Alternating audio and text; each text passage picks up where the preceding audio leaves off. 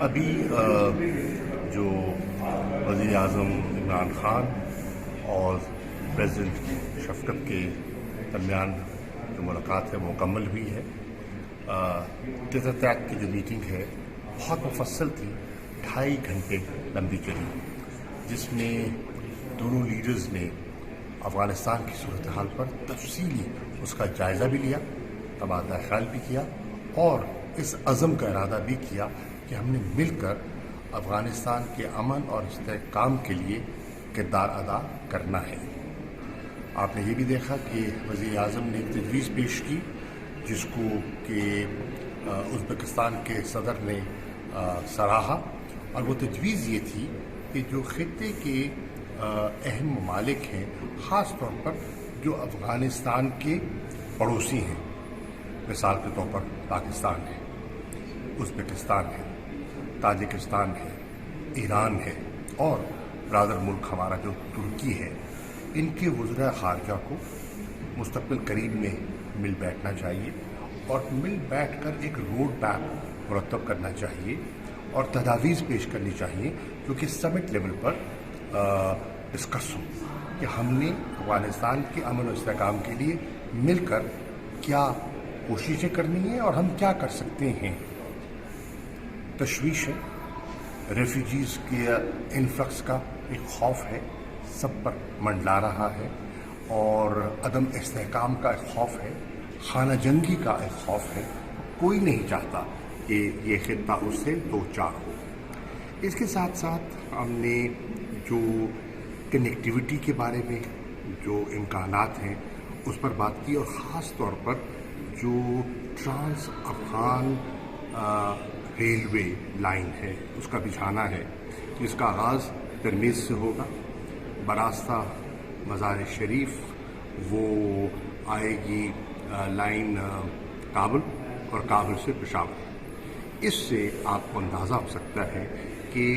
تجارت کے کتنے امکانات روشن ہوں گے. ہم نے یہ بھی ڈسکس کیا اور ایک معاہدے پر اتفاق کیا, ایک بائیلیٹرل ٹرانزٹ ٹریڈ ایگریمنٹ کا. اس سے بھی جو راہیں اور جو ہے دروازے دونوں ممالک کے تاجروں کے لیے کھلیں گے.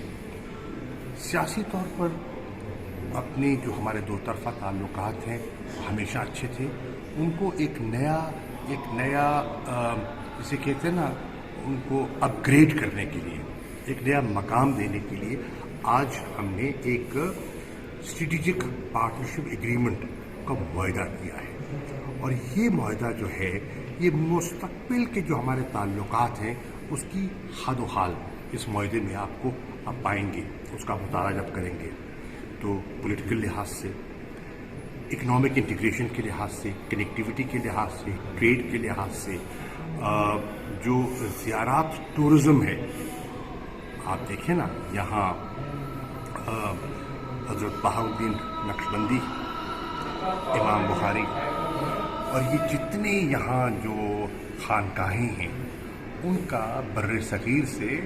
ایک روحانی تعلق ہے لوگوں کا, ان خانقاہوں سے لوگوں کا تعلق ہے. تو وہ جو کشش ہے وہ بہت سے پاکستانیوں کو کھینچ کر یہاں لائے گی. اور پھر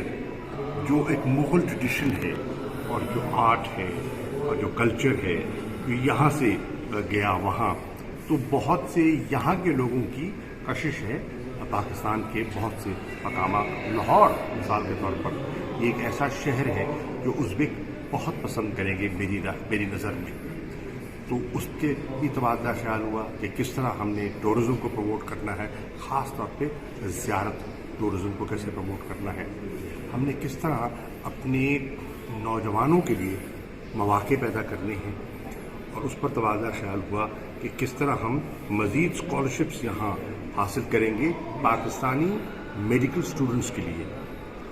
پھر کلچر جو ہماری قربت ہے اس کو فروغ دینے کے لیے ایک فیصلہ ہوا ہے کہ ظہیر الدین بابر, پہلے مغل بادشاہ جنہوں نے وہاں پوری ان کی ڈائنسٹی نے ہندوستان کا نقشہ تبدیل کیا اور اپنے نقوش چھوڑ کے آئے ہیں, ان پر ایک جوائنٹ فلم بنائی جائے جس سے کہ ہم ہمارے لوگوں کو وہ مزید جوڑے اور نئی نسل کو ہماری قربت کا احساس ہو، تاریخی قربت کا احساس ہو۔ اس لحاظ سے میں سمجھتا ہوں سیکیورٹی اور ڈیفنس کی کوآپریشن پر بھی تبادلہ خیال ہوا اور اس کے روشن امکانات پر بھی نظر ڈالی گئی۔ تو آن دا ہول میں سمجھتا ہوں کہ نشست بہت اچھی رہی، ڈیلیگیشن لیول ٹاکس بھی بہت اچھی رہی اور ذمہ داریاں سونپی گئی ہیں اور کہا گیا ہے ایک روڈ میپ مرتب کیا جائے